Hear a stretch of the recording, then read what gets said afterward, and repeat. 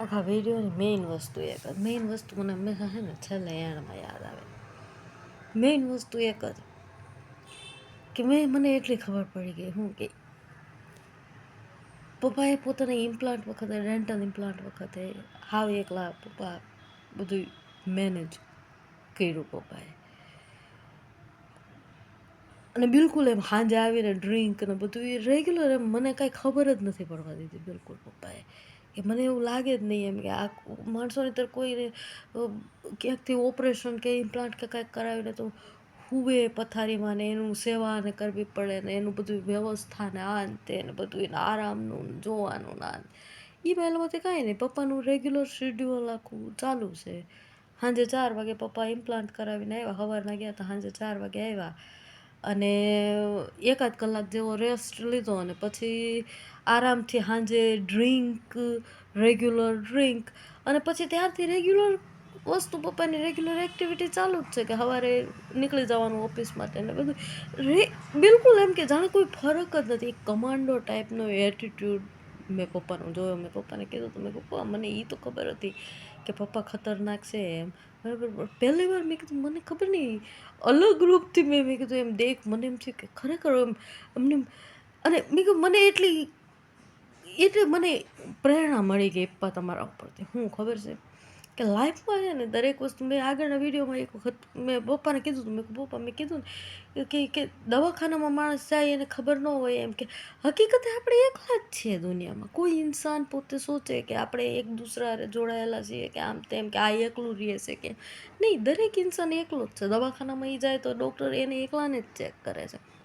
મને આખી રિમાઇન્ડ થયું સર્કલ એમ કે પપ્પાએ જેટલા ઓપરેશન્સ થયા માથાનું એક વખત, પછી આ દાંતના ઇમ્પ્લાન્ટનું, હાથનું મને લાઈટ થઈ કે હાથનું બી ઓપરેશન કરાવીને બીજે જ દિવસે પપ્પા ઘરે આવ્યા હતા અહીંયા ગાંધીનગરથી ને નેટિવ અમરેલીમાં બરાબર. બસમાં 7-8 કલાકનું ટ્રાવેલિંગ કરીને મને ખબર પડી. મેં પપ્પાને કીધું પપ્પા મેં કીધું મને પહેલી વાર લાઈટ થઈ એમ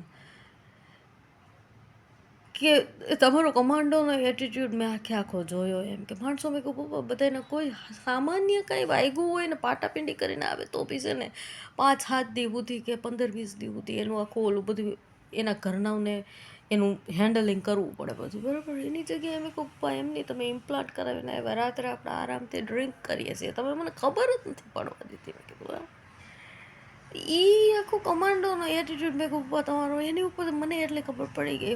મેં બી એટલી પ્રેરણા લઈ લીધી કે લાઈફમાં છે ને જિંદગીમાં હંમેશા બસ પપ્પાની જેમ જીવવાનું.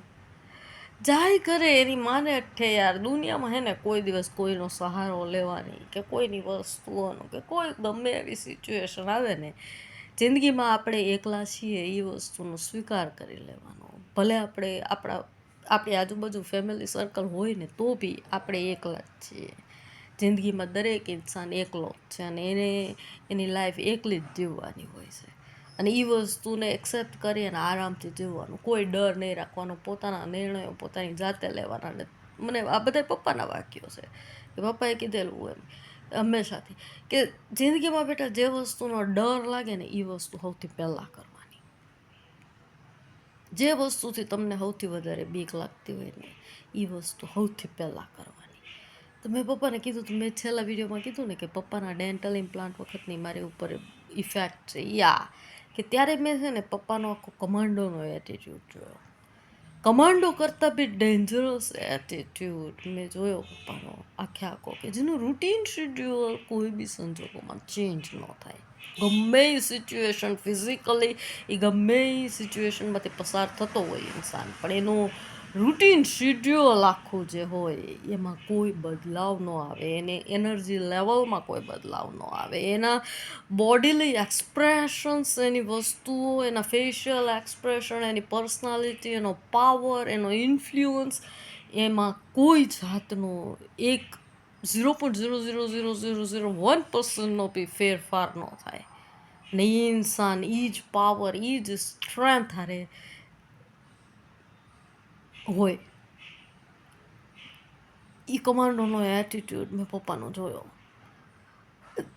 એ ડિસિપ્લિન નહીં કમાન્ડો એટીટ્યૂડ. ત્યારથી મેં ડિસાઈડ કરી લીધું મેં પપ્પાને કીધું, મેં કીધું બસ મને એ વસ્તુમાંથી હું મોટિવેટ થઈ ગઈ છું. મેં કીધું, પપ્પા મને પ્રેરણા મળી ગઈ છે, મારો બીક ઉડી ગઈ છે મારી. મેં કીધું કે બસ મારે છે ને જિંદગીમાં લાઈફમાં હંમેશા મારે તમારા લેવલ સુધી, મેં કહું હું દુનિયાનું ઉપર મેં કહું સૌથી ગેંગું ઇન્સાન અને તમે દુનિયાના સૌથી ડેન્જરસ ઇન્સાન. મેં કહું બરાબર. અને હું હંમેશા એવું સોચું એમ કે છે ને મારે એક દી પપ્પા જેવું બનવું છે. મેં કીધું હું ખબર નહીં કેવી રીતે બની શકી. મેં કીધું પણ આ વસ્તુ એ મને એન્ડમાં અત્યારે યાદ આવી, તો અત્યારે હું પાછું આ વિડીયો મૂકું છું.